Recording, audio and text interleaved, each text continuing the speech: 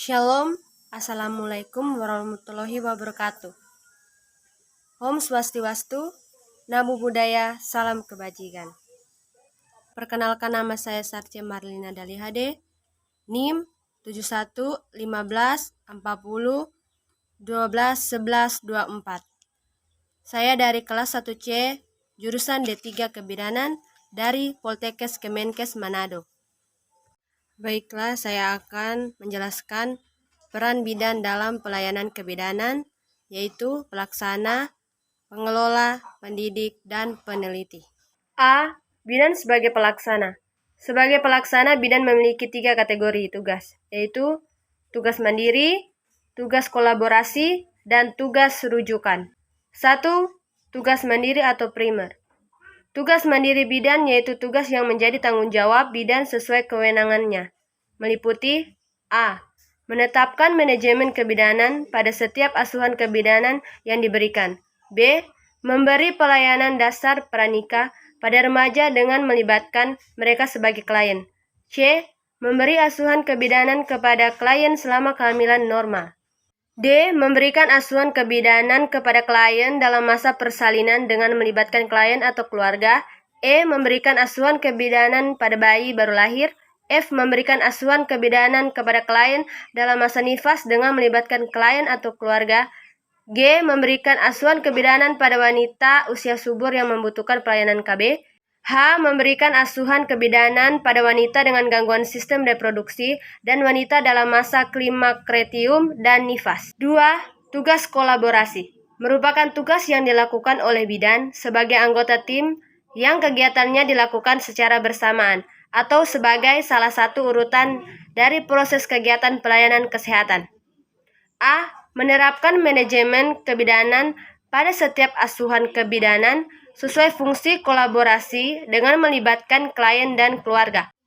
B. Memberikan asuhan kebidanan pada ibu hamil dengan risiko tinggi dan pertolongan pertama pada kegawatan yang memerlukan tindakan kolaborasi. C. Memberikan asuhan kebidanan pada ibu dalam masa persalinan dengan risiko tinggi dan keadaan kegawatan yang memerlukan pertolongan pertama dengan tindakan kolaborasi dengan melibatkan klien dan keluarga. D. Memberikan asuhan kebidanan pada ibu dalam masa nifas dengan risiko tinggi dan pertolongan pertama dalam keadaan kegawat daruratan yang memerlukan tindakan kolaborasi dengan klien dan keluarga. E. Memberikan asuhan pada BBL dengan risiko tinggi dan yang mengalami komplikasi serta kegawat daruratan yang memerlukan pertolongan pertama dengan tindakan kolaborasi dengan melibatkan klien dan keluarga. F. Memberikan asuhan kebidanan pada balita dengan risiko tinggi dan yang mengalami komplikasi serta kegawat daruratan yang memerlukan tindakan kolaborasi dengan melibatkan keluarga. 3. Tugas ketergantungan atau merujuk. A. Menerapkan manajemen kebidanan pada setiap asuhan kebidanan sesuai dengan fungsi rujukan keterlibatan klien dan keluarga. B. Memberikan asuhan kebidanan melalui konsultasi dan rujukan pada ibu hamil dengan risiko tinggi dan kegawat daruratan. C. Memberikan asuhan kebidanan melalui konsultasi dan rujukan pada masa persalinan dengan penyulit tertentu dengan melibatkan klien dan keluarga. D. Memberikan asuhan kebidanan melalui konsultasi dan rujukan pada ibu dalam masa nifas dengan penyulit tertentu dengan kegawat daruratan dengan melibatkan klien dan keluarga. E. Memberikan asuhan kebidanan pada BBL dengan kelainan tertentu dan kegawat daruratan yang memerlukan konsultasi dan rujukan dengan melibatkan keluarga. F. Memberikan asuhan kebidanan pada anak balita dengan kelainan tertentu dan kegawatan yang memerlukan konsultasi dan rujukan dengan melibatkan langkah yang diperlukan dalam melakukan peran sebagai pelaksana. 1.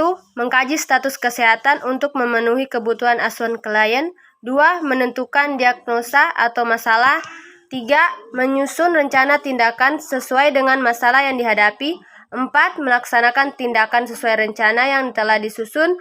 5. Mengevaluasi tindakan yang telah diberikan. 6. Membuat rencana tidak lanjut tindakan. 7. Membuat dokumentasi kegiatan klien dan keluarga. B. Bidan sebagai pengelola. Sebagai pengelola, bidan memiliki dua tugas, yaitu tugas pengembangan pelayanan dasar kesehatan dan tugas partisipasi dalam tim.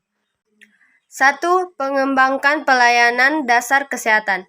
Bidan bertugas mengembangkan pelayanan dasar kesehatan, terutama pelayanan kebidanan untuk individu, keluarga, kelompok khusus, dan masyarakat di wilayah kerja. Dengan melibatkan masyarakat atau klien, meliputi 1. Mengkaji kebutuhan terutama yang berhubungan dengan kesehatan ibu dan anak untuk meningkatkan serta mengembangkan program pelayanan kesehatan di kerjanya bersama tim kesehatan dan pemuka masyarakat. 2. Menyusun rencana kerja sesuai dengan hasil kajian bersama masyarakat. 3. Mengelola kegiatan pelayanan kesehatan khususnya KIA atau KB sesuai dengan rencana. 4. Mengkoordinir, mengawasi, dan membimbing kader dan dukun atau petugas kesehatan lain dalam melaksanakan program atau kegiatan pelayanan KIA atau KB. 5. Mengembangkan strategi untuk meningkatkan kesehatan masyarakat khususnya KIA atau KB, termaksud pemanfaatan sumber yang ada pada program dan sektor terkait. 6. Menggerakkan dan mengembangkan kemampuan masyarakat serta memelihara kesehatan dengan memanfaatkan potensi yang ada. 7. Mempertahankan dan meningkatkan mutu serta keamanan praktik profesional melalui pendidikan, pelatihan, magang, dan kegiatan dalam kelompok profesi. 8. Mendokumentasikan seluruh kegiatan yang telah dilaksanakan. 2. Berpartisipasi dalam tim.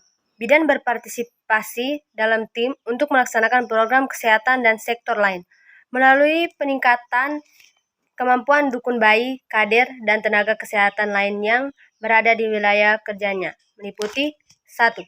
Bekerja sama dengan puskesmas, institusi lain sebagai anggota tim dalam memberi asuhan kepada klien, bentuk konsultasi atau rujukan, dan tindak lanjut. 2. Membina hubungan baik dengan dukun bayi, kader kesehatan, PLKB, dan masyarakat. 3. Melaksanakan pelatihan serta membimbing dukun bayi, kader, dan petugas kesehatan lain. 4.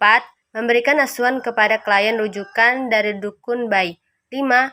Membina kegiatan yang ada di masyarakat yang berkaitan dengan kesehatan. C. Bidan sebagai pendidik. Sebagai pendidik, bidan mempunyai dua tugas, yaitu sebagai pendidik dan penyuluh kesehatan bagi klien serta pelatih dan pembimbing kader. 1. Memberikan pendidikan dan penyuluhan kesehatan kepada individu, keluarga, dan masyarakat tentang penanggulangan masalah kesehatan khususnya KIA atau KB. 2. Melatih dan membimbing kader, termasuk siswa bidan atau keperawatan, serta membina dukun di wilayah kerjanya. Langkah-langkah dalam memberikan pendidikan dan penyuluhan yaitu 1. Mengkaji kebutuhan akan pendidikan dan penyuluhan kesehatan. 2. Menyusun rencana jangka pendek dan jangka panjang untuk penyuluhan. 3. Menyiapkan alat dan bahan pendidikan dan penyuluhan. 4. Melaksanakan program atau rencana pendidikan dan penyuluhan. 5. Mengevaluasi hasil pendidikan dan penyuluhan. 6. Menggunakan hasil evaluasi untuk meningkatkan program bimbingan. 7. Mendokumentasikan kegiatan. D. Bidan sebagai peneliti. Melakukan investigasi atau penelitian terapan dalam bidang kesehatan baik secara mandiri maupun kelompok. 1. Mengidentifikasi kebutuhan investigasi atau penelitian. 2. Menyusun rencana kerja. 3. Melaksanakan investigasi. 4. Mengolah dan menginterpretasikan data hasil investigasi. 5. Menyusun laporan hasil investigasi dan tindak lanjut. 6. Memanfaatkan hasil investigasi untuk meningkatkan dan mengembangkan program kerja atau pelayanan kesehatan. Fungsi bidan. Fungsi adalah kegunaan suatu hal, daya guna, jabatan, atau pekerjaan yang dilakukan kerja bagian tubuh. Berdasarkan peran bidan yang dikemukakan di atas, maka fungsi bidan sebagai berikut. 1. Fungsi pelaksana. Fungsi bidan pelaksana mencakup 1. Melakukan bimbingan dan penyuluhan kepada individu, keluarga, serta masyarakat, khususnya kaum remaja pada masa pra-perkawinan. 2. Melakukan asuhan kebidanan untuk proses kehamilan normal, kehamilan dengan kasus patologis tertentu, dan kehamilan dengan risiko tinggi. 3. Menolong persalinan normal dan kasus persalinan patologis tertentu. 4. Merawat bayi segera setelah lahir normal dan bayi dengan risiko tinggi. 5. Melakukan asuhan kebidanan pada ibu nifas. 6. Memelihara kesehatan ibu dalam masa menyusui. 7.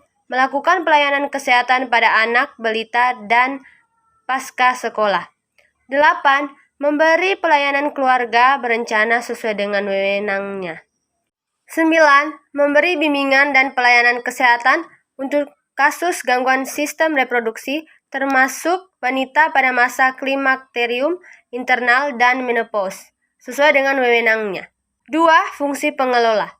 Fungsi bidan sebagai pengelola mencakup kelompok masyarakat sesuai dengan kondisi dan kebutuhan masyarakat setempat yang didukung oleh partisipasi masyarakat. 1. Mengembangkan konsep kegiatan pelayanan kebidanan bagi individu, keluarga, kelompok, masyarakat sesuai dengan kondisi dan kebutuhan masyarakat setempat. 2. Menyusun rencana pelaksanaan pelayanan kebidanan di lingkungan unit kerjanya. 3. Memimpin koordinasi kegiatan pelayanan kebidanan. 4. Melakukan kerjasama serta komunikasi inter dan antar sektor yang terkait dengan pelayanan kebidanan. 5. Memimpin evaluasi hasil kegiatan tim atau unit pelayanan kebidanan. 3. Fungsi pendidik. Fungsi bidan sebagai pendidik mencakup A. Memberi penyuluhan kepada individu, keluarga, dan kelompok masyarakat terkait dengan pelayanan kebidanan dalam lingkup kesehatan serta KB. B. Membimbing dan melatih dukun bayi serta kader kesehatan sesuai dengan tanggung jawab bidan. C. Memberi bimbingan kepada para peserta didik bidan dalam kegiatan praktik di klinik dan di masyarakat. D. Mendidik peserta didik bidan atau tenaga kesehatan lainnya sesuai dengan bidang keahliannya. 4. Fungsi peneliti. Fungsi bidan sebagai peneliti mencakup 1. Melakukan evaluasi, pengkajian, survei, dan penelitian yang dilakukan sendiri atau per kelompok dalam lingkup pelayanan kebidanan. 2. Melakukan penelitian kesehatan keluarga dan keluarga berencana. Peran bidan dalam pelayanan kebidanan itu sangat penting, terutama bagi ibu hamil, ibu melahirkan, ibu nifas, dan bayi baru lahir.